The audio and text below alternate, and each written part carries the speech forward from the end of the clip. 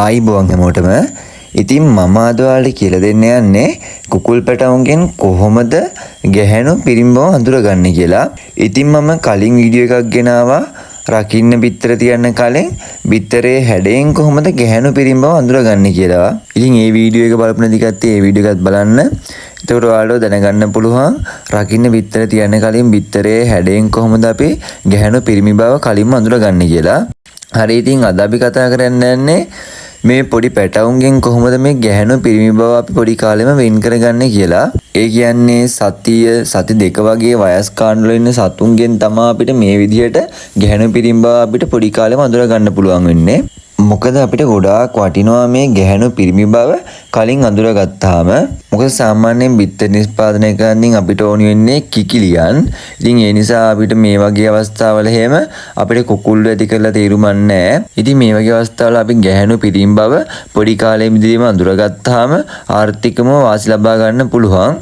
ඉතින් ඒ නිසා අනිවාර්යෙන් පොඩි කාලයේදී ගැහැණු පිරිමි බව හඳුනා ගැනීම ගොවීන්ට විශාල ආර්ථිකම වාසිය. ඉතින් මම අද මේ පොඩි කාලේදීම ගැහැණු පිරිමි බව හඳුනා විදිහ ගැන තමයි කතා කරන්න යන්නේ. ඉතින් මම අද ඔයාලට කියලා දෙන්න මේ ක්‍රමය 85%කට වඩා වැඩි නිර්වද්‍යතාවයක් තියෙනවා. හැබැයි මේ ක්‍රමේ 100%ක් නම් නිර්වද්‍ය නෑ. ඉතින් මම ඉස්සරහට වීඩියෝ එකක් ගේන්න 100%ක් නිර්වද්‍යව කොහොමද අපි ගැහැණු පිරිමි බව හඳුනගන්නේ කියලා. ඉතින් මේ ක්‍රමේ නම් තරම සංකීර්ණයි. ඉතින් මම මේ සංකීර්ණ ක්‍රමය ගැන ඉස්සරහට පැහැදිලි වීඩියෝ එකක් ගේන්නම්. ඉතින් මම අද කියලා දෙන්න යන්නේ අපිට පහසුවෙන් බලලා, ඒ කියන්නේ බාහිර ලක්ෂණ බලලා පහසුවෙන් ඕනි කෙනෙකුට ගැහැණු පිරිමි බව හඳුනා ගන්න පුළුවන් විදිහක් ගැන. ඉතින් මේ ක්‍රමේදී අපි සත්තුන්ගේ බාහිරින් පේන ලක්ෂණ දෙකක් ගැන තමයි සලකලා බලන්නේ. ඉතින් මේ ලක්ෂණ දෙක ගත්තාම එක ලක්ෂණයක් තමයි සතුන්ගේ වලිගේ කොටස. ඒ වගේම අනික් කොටස තමයි සත්තුන්ගේ අත්තටු කොටස. ඉතින් අපි ඉස්සල්ලාම බලමු කොහොමද මේ පිරිමි සත්තු මේ සත්තුන්ගෙන් අපි අඳුරගන්නේ කියලා. ඉතින් පිරිමි පැටවුන්ගේ අත්තටු ගත්තාම එයාලගේ පිහාටු ඒකාකාරීව එහෙම නැත්නම් මේක ගානට තියෙන්නේ. මේ මම දැන් පෙන්නන්නේ පිරිමි සත්ත්වෙකුගේ අත්තටු තියෙන විදිය. ඉතින් ඔයාලට පේනවා මෙයාගේ අත්තටු ඒකාකාරීව තියෙනවා. ඉතින් අපිට මේ විදිහට අපිට පිරිමි සත්තු වෙන් කරලා අඳුර ගන්න පුළුවන්. ඉතින් ඒ වගේම එයාලගේ මේ පිටිපස්සේ පෙන්ද වලිගය හරිය ගත්තාම මේ පෙන්දේ පිහාටු ඇවිල්ලා නැහැ. මේ මම පෙන්නන විදිහට තමයි පිරිමි පැටවුන්ගේ තියෙන්නේ. ඉතින් අපිට ওই විදිහට පිරිමි සත්තු වෙන් කරලා අඳුර ගන්න පුළුවන් මේ පොඩි සත්තුන්ගෙන්.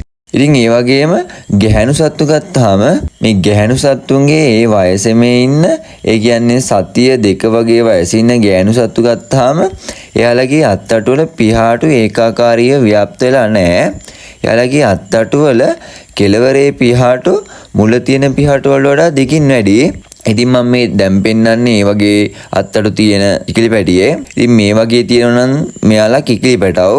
ඒ වගේම මේ ගැහැණු පැටවුන්ගේ පිටිපස්සේ වලිගය එහෙම නැත්නම් පෙන්දේ පිහාටු ඇවිල්ලා තියෙනවා. ඉතින් අපිට ඒක හොඳින් පැහැදිලිව බලා ගන්න පුළුවන් මේ සතාගේ මෙයාලගේ මේ පිටිපස්සේ පෙන්දේ පිහාටු 3ක් 4ක් ඇවිල්ලා තිනවා වලට පේනවා. නමුත් ඒ වයසෙම ඉන්න පිරිමි කෙනෙක් ගත්තාම එයාලගේ පිටිපස්සේ වලිගෙම පිහාටු ඇවිල්ලා නැහැ. ඉතින් අපිට ඒව හොඳට පැහැදිලිව පේන්න තියෙනවා. ඉතින් අපිට ඔය ක්‍රමය පාවිච්චි කරලා පහසුවෙන් ගැහැණු පැටවු සහ පිරිමි පැටවු අඳුර ගන්න පුළුවන්. ඉතින් මේ ක්‍රමය සාමාන්‍යයෙන් ඕනීම කෙනෙකුට ලේසියෙන් කරන්න පුළුවන් ක්‍රමයක්. ඉතින් මේ ක්‍රමයේ 85%ක වගේ ඉහළ නිර්වද්‍යතාවයකුත් තියෙනවා. ඉතින් හොඳයි ගොවි මහතුරුන්ට පොඩි කාලේදීම ගැහැණු පිරිමි පැටවු පොඩි කාලෙදිම අඳුරා ගන්න හොඳ අවස්ථාවක්. ඉතින් මම ඉස්සරහට කියන්න අර 100%ක් නිර්වද්‍යව කොහොමද අපි ගැහැණු පිරිමි බව අඳුරගන්නේ කියලා.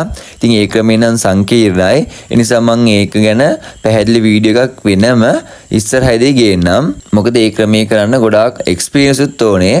ඉතින් මම මේ කරන විදිය ගැන ඉස්සරහදී මේ වීඩියෝ එකේ සඳහන් කරන්නම්. ඉතින් මගේ channel එක subscribe කරලා තියාගන්න. ඉතින් මම අදට සමුගන්නවා. හැමෝටම සුබ දවසක්.